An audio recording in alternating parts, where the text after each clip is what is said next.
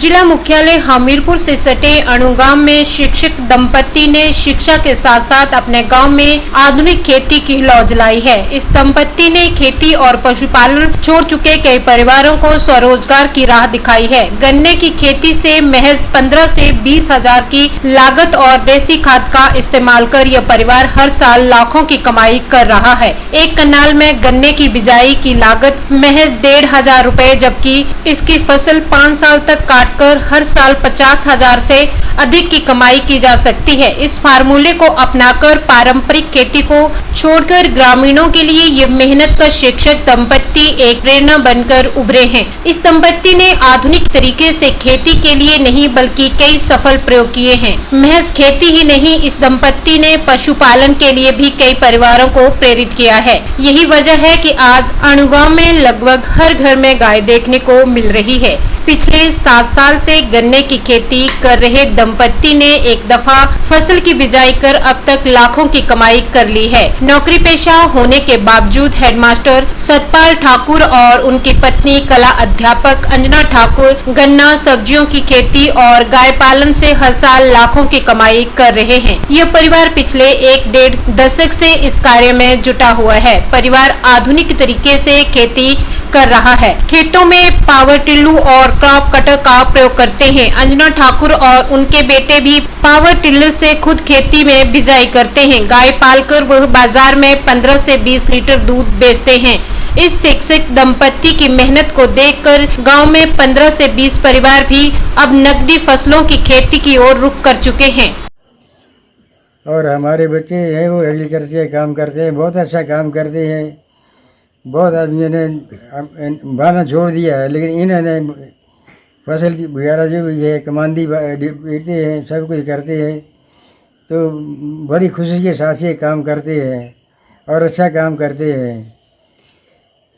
और दूसरी बात ये कि यहाँ से पानी जाता है वहाँ पर, और जो भी हमारे बच्चे काम करते हैं बहुत ही अच्छा काम करते हैं और किसी के कहने पर नहीं लगते हैं, वो अपनी खुशी से काम करते हैं। और अगले खर्चे वाले आएंगे तो उनकी परामर्श लेकर काम करते हैं। खेती बाड़ी पहले छोड़ दी थी, अब हम भी इनको देखकर सारी खेती बाड़ी कर रहे हैं। गाय पाली इनको देखकर, और गन्ना लगा रहे हैं इनको देखकर, सब्जी लगा रहे हैं। इन्होंने तो बहुत ही खेती बाड़ी की है, सब्जी लगा रहे हैं। और इनको देखकर हमें यही प्रेरणा मिलती है कि हम भी प्रकृति करें और ज़्यादा। और गांव वाले भी इनको देखकर हर चीज़ की खेती बाड़ी कर रहे हैं। पहले सभी ने छोड़ दी थी, अब फिर दूसरी बार हम सभी खेती बाड़ी कर रहे हैं। सबसे पहले तो मैं ये बोलना चाहूँगा कि इतनी कड़ी मेहनत करने के बाद जैसे ये जॉब कर रहे हैं, सब कुछ कर रहे हैं, फिर भी देखो इन्होंने एक हमारे गांव के लिए प्रेरणा के स्रोत बने हैं। इन्होंने पहले देखो डेयरी फार्म खोला था, शक्कर का काम है, और इन्होंने देखो 10-12 कनाल में अपना वो गन्ना लगाया हुआ है, और अब सुबह शाम ये काम करते हैं। तो मतलब हमें इनको देख के हमारे गाँव वासियों को बहुत प्रेरणा मिली है। और साथ में कुछ लोगों ने, जैसे मैं ही हूँ, मैंने 5-6 कनाल में इनको देख के 1-2 साल से गन्ना लगाया हुआ है, तो मेरे को भी अच्छा प्रॉफिट मिला हुआ है।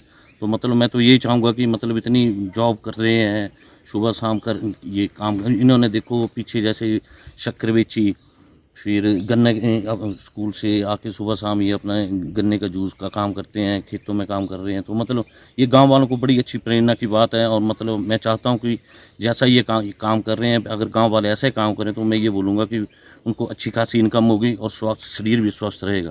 शुगर कैन में बहुत ज़्यादा फ़ायदा है। सबसे पहले मैंने यहाँ पे जो महाराष्ट्री केले थे उसका बगीचा लगाया था, उसमें भी आउटपुट अच्छी थी, लेकिन सर्दियों में कोहरा पड़ने के कारण जो है उसमें सर्दियों के टाइम जो है उतनी उसमें फ्रूटिंग जो अच्छी नहीं आई। उसके बाद जो है मैंने इसी का गन्ने का काम शुरू किया, तो इस गन्ने में बहुत अच्छी आउटपुट है। अभी मैंने 2.5 क्विंटल जो है शक्कर बेची। इस टाइम जो है शक्कर का रेट 160 से 180 रुपये गया। और साथ में जो है गन्ने का बेलना भी हमने लगाया है, तो सुबह शाम जैसे स्कूल से हम आते हैं तो वहाँ पे गन्ने का जूस भी बेचते हैं। तो इसका कुल मिला के अगर हम आउटपुट निकालें तो हमें साल का तकरीबन ये गन्ना ही गन्ना सिर्फ हमें जो खेत से है, जैसे मेरे ब्रदर भी साथ में करते हैं, तो वो भी मतलब कम से कम 80-90 हज़ार का जूस बेच देते हैं। और मेरा भी 60-70 हज़ार का जो है शक्कर और जूस मिलाकर भी हर साल का बन जाता है, और इसमें उतनी मेहनत भी नहीं है। मैं सभी लोगों से यही अनुरोध करूँगा कि जो आपकी बंजर ज़मीन पड़ी है या जो आप लोगों ने खेत छोड़ दिए हैं, उन खेतों को बीजिए, क्योंकि गन्ने का और नहीं करना है तो आप गन्ने की खेती कर लीजिए कि इसमें जो है मक्की से भी कम आपको जो है मेहनत पड़ती है।